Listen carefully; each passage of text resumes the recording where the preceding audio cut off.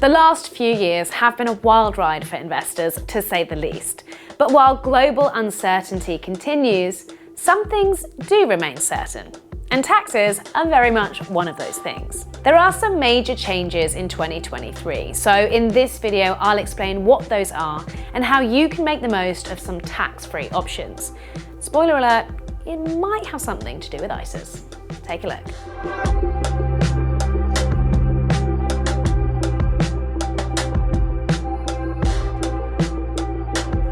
There are two main tax changes investors should brace themselves for this year. The first relates to dividend income and the second to capital gains tax. Starting with dividends. For the last 5 years, the tax-free allowance on dividends has been £2,000, but from the 6th of April 2023, that allowance halves to just £1,000. And it doesn't stop there. That new balance is due to halve again in April 2024 to just £500. It's a similar story for capital gains tax. In the tax year ending 5th of April 2023, if you made up to £12,300 from selling your shares, you wouldn't pay any capital gains tax on that profit, assuming you hadn't made gains from selling other assets like art or a second property during the tax year. But from the new tax year starting the 6th of April 2023, the annual tax-free allowance for capital gains is pretty much being sliced in half, reducing from £12,300 to just £6,000. And again in April 2024, it's due to halve once more to a tax-free allowance of just £3,000. It's no secret that tax is complex, and everyone should get their own advice about legitimate ways to bring down a tax bill, such as offsetting losses.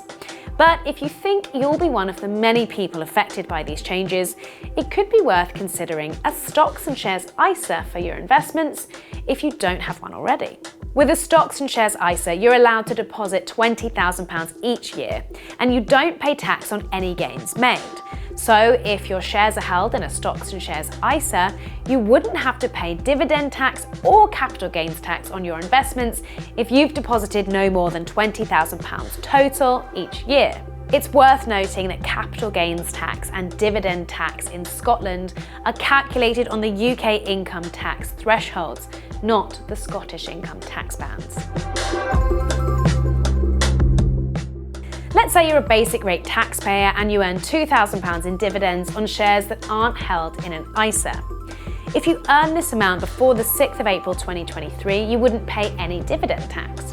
If you earn the same amount between the 6th of April 2023 and the 5th of April 2024, you'd pay £87.50.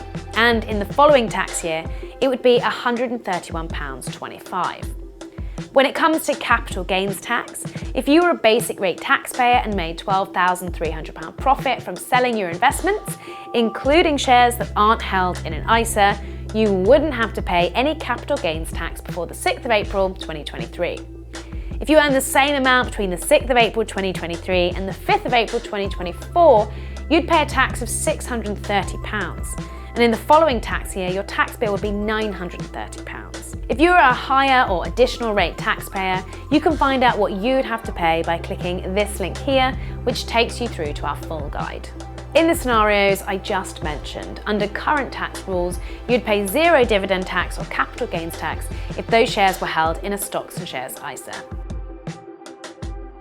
For more information, check out our full guide covering the tax changes on finder.com by clicking this link here. If you enjoyed this video, like, subscribe, and hit that bell button for more videos just like this one. Thanks for watching.